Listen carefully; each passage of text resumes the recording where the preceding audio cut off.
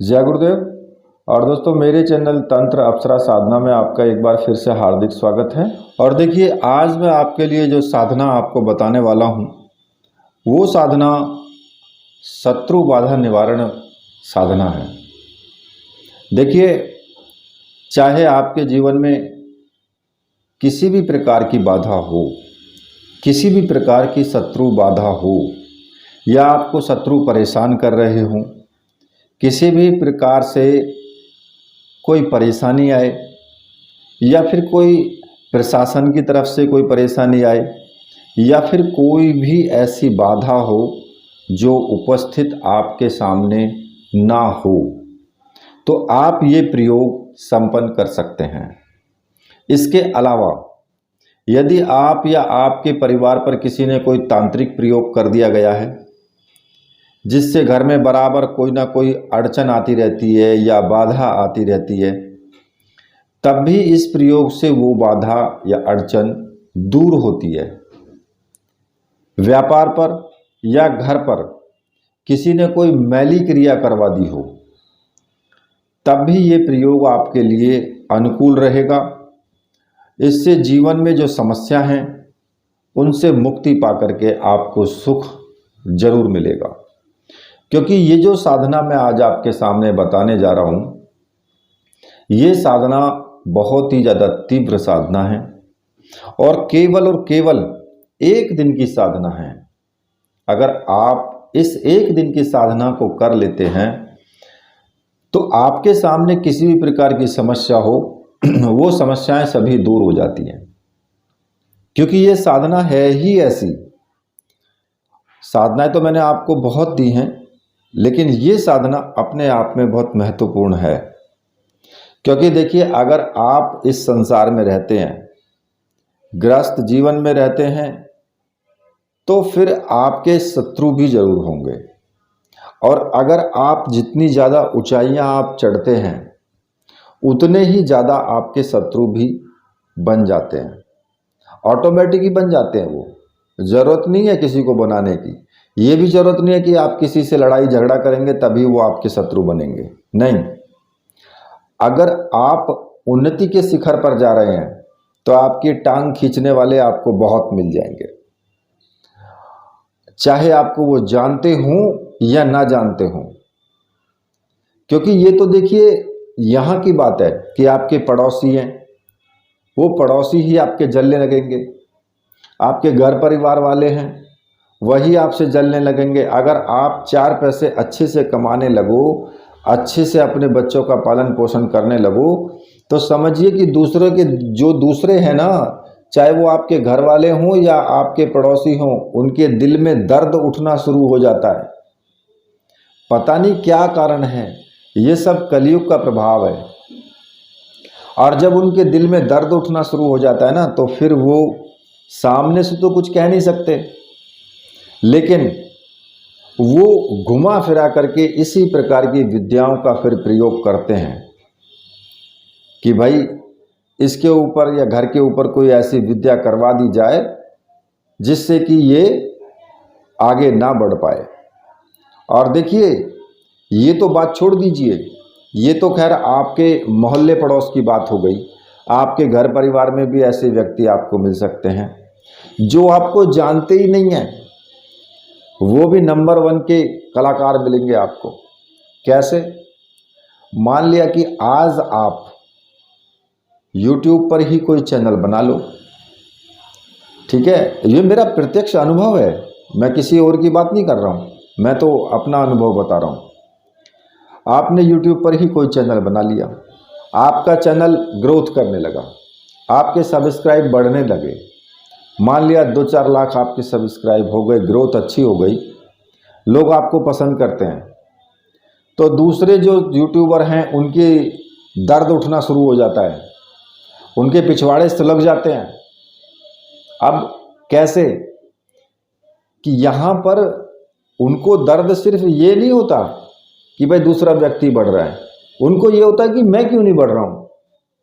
अरे भाई, तुम भी बढ़ोगे, लेकिन उसके लिए कर्म तो करो, तभी तो आगे बढ़ोगे। जब तुम्हारा कर्म ही नहीं है ऐसा तो फिर कहाँ से बढ़ पाओगे।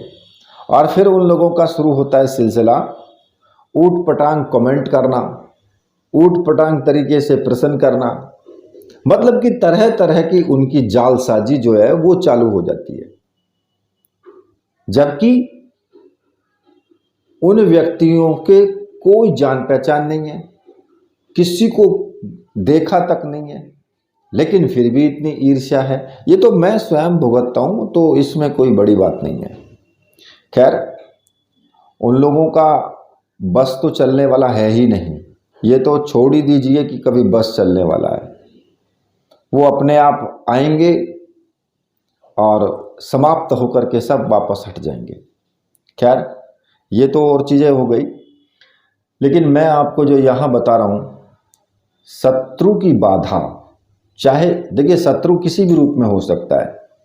शत्रु रोग के रूप में भी हो सकता है, क्योंकि अगर आप बीमार हो जाते हैं तो वो भी शत्रु ही है आपका, और दूसरे शत्रु तो आपके हैं ही हैं। अब इनसे कैसे बचा जाए, कैसे कोई ऐसा प्रयोग किया जाए जिससे कि शत्रु नामक इस छछूंदर से कैसे छुटकारा पाया जाए। क्योंकि मैं तो इनको छछूंदर ही कहूँगा, क्योंकि ये लोग खुद तो कुछ कर नहीं सकते, दूसरों को भी नहीं करने देते हैं। अब जो शत्रु की बाधा है, वो शत्रु बाधा निवारण के लिए मैं यहाँ पर जो प्रयोग दे रहा हूँ, ये प्रयोग वास्तव में बहुत अच्छा गजब का प्रयोग है। आप एक बार करके देखना और आप इसका फिर प्रभाव देखना। अब ये तो है नहीं कि भाई आज आपने प्रयोग किया और अगले दिन से ही शत्रु समाप्त होने शुरू हो गई, क्योंकि थोड़ा वक्त तो लगता है। किसी भी कार्य को रनिंग में आने में या किसी भी काम को रनिंग में आने में थोड़ा वक्त लगता है। कैसे, आज आपने कोई नई दुकान खोल ली या फिर कोई नया व्यापार शुरू कर दिया, तो ऐसा तो है नहीं कि तुरंत ही आपके पास में ग्राहक आने शुरू हो गए और तुरंत ही आपका कारोबार अगले दिन से ही ऊंचाइयां चढ़ गया। क्या ऐसा होता है? नहीं होता ना ऐसा। तो फिर जब आप कोई साधना करते हैं तो फिर आपको शुरुआत में ही कैसे सब कुछ मिल जाएगा, उसमें थोड़ा टाइम तो लगेगा। ठीक है। अब देखिए, कई बार क्या होता है कि आपके घर पर अगर किसी ने कोई मैली क्रिया करवा दी है तो वहाँ घर परिवार पूरा परेशान हो जाता है, यहाँ तक कि आपके बच्चे आपके नहीं सुनते। जितना भी कारोबार है सब ठप हो जाता है, पैसे की आमदनी बंद हो जाती है, बच्चे गलत रास्ते पर चलना शुरू हो जाते हैं। तो इस प्रकार से, और पड़ोसी जो करवाने वाले होते हैं ना, वो बहुत खुश होते हैं, क्योंकि उनको पता नहीं कौन सी लौकाट मिल जाती है, जबकि मिलना कुछ नहीं है उनको। आप बर्बाद हो आबाद हो कोई फर्क नहीं पड़ता, उनको कुछ नहीं मिलने वाला है फिर भी, लेकिन फिर भी उनको एक मन की शांति मिलती है। देखो कैसी विडंबना है। और ऐसे व्यक्ति अपना आगे का जीवन खराब करते हैं, ऐसे व्यक्ति अपना अगला आने वाला जन्म भी खराब करते हैं अगर कोई इस प्रकार के प्रयोग करता है, क्योंकि दंड सबको यही मिलना है। अब यहीं पे कैसे मिलना है, चाहे इस जीवन में मिले चाहे अगले जीवन में मिले। पता लगेगा साला किसी भिखारी के घर में पैदा हो गया जा करके, क्या होगा, मांग भीख बेटा।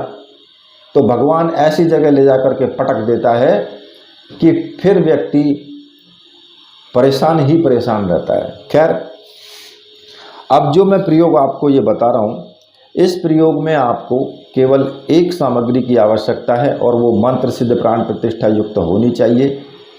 काली हकीक की माला, जो काली हकीक की माला है वो मंत्र सिद्ध और प्राण प्रतिष्ठा युक्त होनी चाहिए।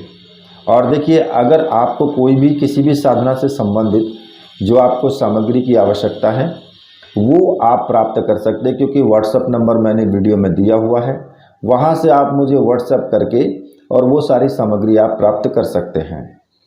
जब आपको ये सब चीज़ें प्राप्त हो जाएं तो फिर उसके बाद साधना शुरू करें। और देखिए, ऑर्डर किसी को भी करना है, आराम से आप बेझिझक होकर के ऑर्डर कर सकते हैं।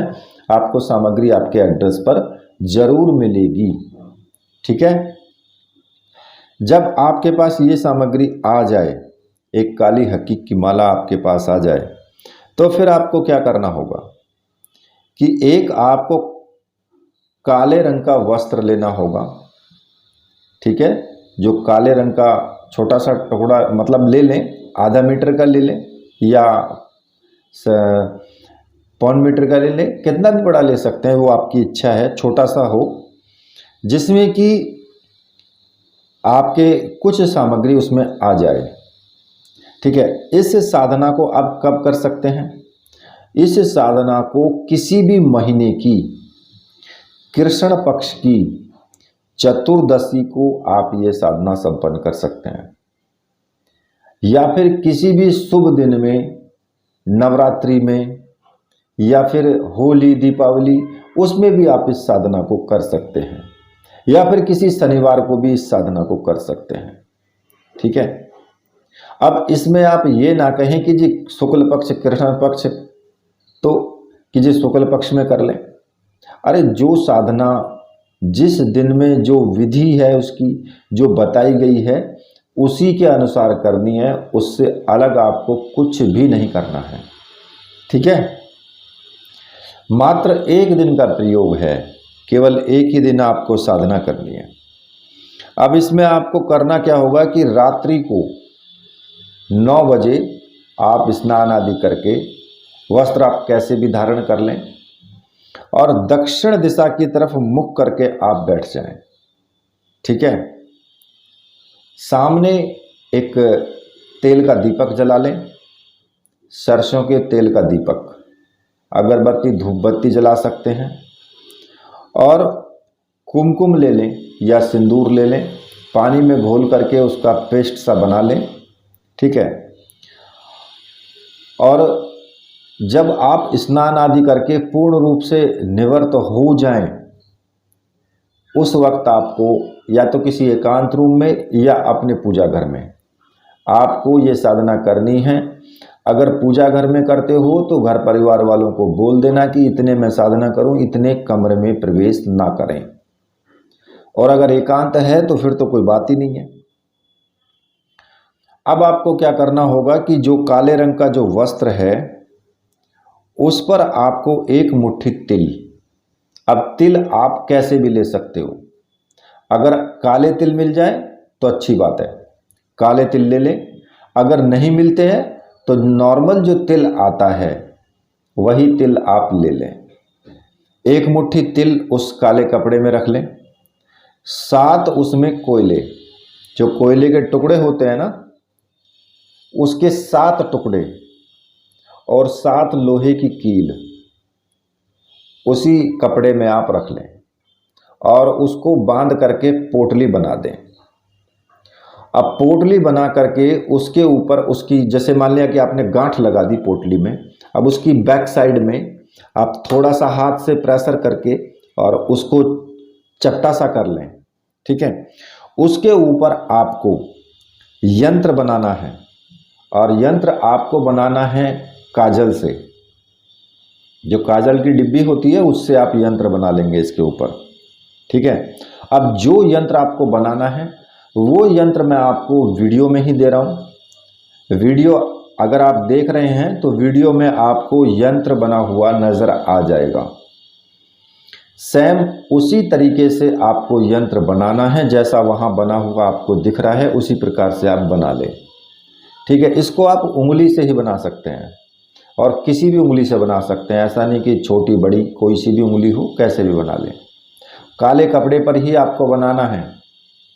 अब आप कहें जी यंत्र तो काले कपड़े पर दिखाई नहीं दे रहा है, क्योंकि काली स्याही है, काला ही कपड़ा है। तो अगर नहीं भी दिखाई देता है स्पष्ट रूप से यंत्र, तो किसी भी प्रकार की चिंता करने की कोई आवश्यकता नहीं है, आपको केवल यंत्र बना देना है बस। ठीक है,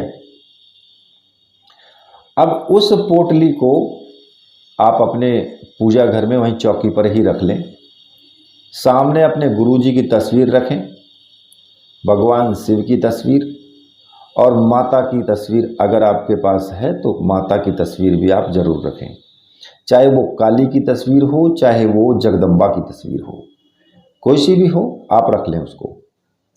अब सबसे पहले आपको क्या करना होगा, क्योंकि आपने तेल का दीपक जला लिया है, अगरबत्ती धूप बत्ती भी आपने जला ली है, हो सके तो पुष्प भी ले आना लाल रंग के कोई, और चावल वगैरह और आपने थोड़ा सा कुमकुम घोल करके टीका लगाने के लिए वो आप रख लें। आसन बिछा लें नीचे, काले रंग का हो लाल रंग का हो आसन, कैसा भी बिछा लें, कपड़े कैसे भी पहने हो आपने, कोई दिक्कत नहीं है। अब इसको सबसे पहले अपने गुरु का आपको पूजन करना है। गुरु जी को आप टीका लगाएंगे, धूप दीप दिखाएंगे, पुष्प चढ़ाएंगे, चावल चढ़ाएंगे और गुरुदेव से हाथ जोड़ करके प्रार्थना करनी है कि गुरुदेव मैं ये साधना करने जा रहा हूँ, इससे मुझे पूर्ण सफलता मिले, आप मुझे ऐसा आशीर्वाद दीजिए और आज्ञा प्रदान कीजिए। गुरु आपके जो भी हों आपको उन्हीं का पूजन करना है। अगर आपने डॉक्टर नारायण दत्त श्रीमाली जी को गुरु माना है तो उनका ही फोटो होना चाहिए, उनकी ही आपको पूजन करना है।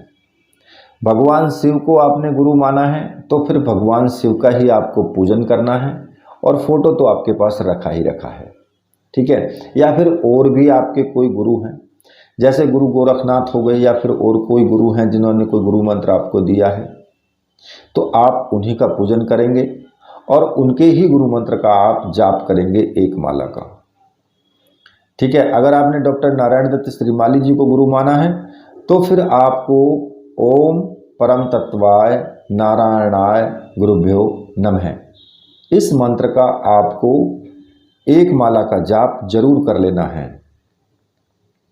और माला स्फटिक की या फिर रुद्राक्ष की माला आप उससे जाप कर सकते हैं। और अगर भगवान शिव को आपने गुरु माना है तो भगवान शिव का ही आपको पूजन करना है और भगवान शिव के ही जो पंचाक्षरी मंत्र है उसका आपको जाप करना है, ओम नमः शिवाय। इस मंत्र का आपको जाप करना है, एक माला का रुद्राक्ष की माला से कर सकते हैं, ठीक है। और गुरुदेव का पूजन और मंत्र जाप करने के बाद फिर आपको एक रक्षा विधान करना है और वो रक्षा विधान इतना तीव्र और साफ रक्षा विधान है कि किसी भी प्रकार की कोई भी शक्ति आपकी जो पूजा घर है उसके अंदर प्रवेश आप नहीं कर सकती है, ठीक है। चाहे वो भूत हो, प्रेत हो, प्रेतनी हो, कोई भी हो, किसी भी प्रकार का कोई जीव जंतु आपके उसमें प्रवेश नहीं कर सकता है, चाहे वो सर्प हो, बिच्छू हो, कोई भी हो, यानी कि पूर्ण रूप से आपकी वो रक्षा करेगा। उसके लिए आपको क्या करना है, उल्टे हाथ में चावल ले लें, चावल ले करके और दाहिने हाथ से सभी दिशाओं में चावल फेंकते हुए आपको मंत्र जाप करना है।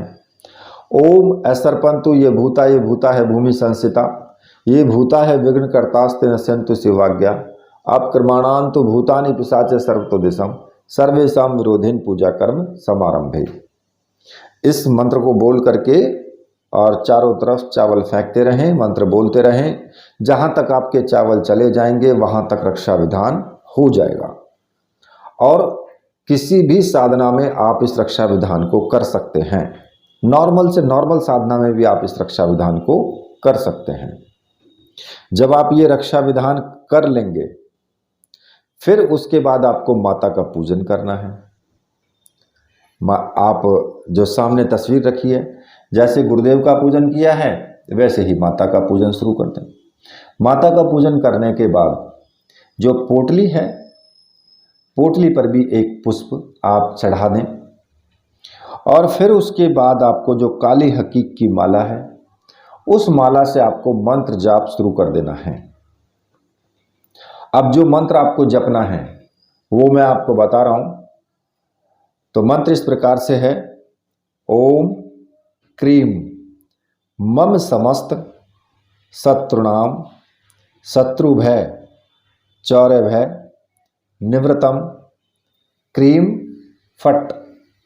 इस मंत्र का आपको जाप करना है और काली हकीक माला से आपको इसका 11 माला का आपको जाप करना है।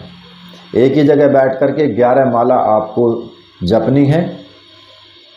जब आपकी 11 माला संपूर्ण हो जाएं, उसके बाद आप इस पोटली को, जो पोटली रखी हुई है, इसको या तो अगले दिन किसी नदी में या तालाब में आप इसको विसर्जित कर दें, या फिर उसी रात्रि में, जिस रात्रि आप साधना कर रहे हो उसी रात्रि में आप इसको ज़मीन में गाड़ दें, कहीं पर भी बाहर जा कर के, और इसको ज़मीन में गाड़ दें, थोड़ा गड्ढा खोद करके और ज़मीन में इसको दफना दें, यानी इसको गाड़ दें।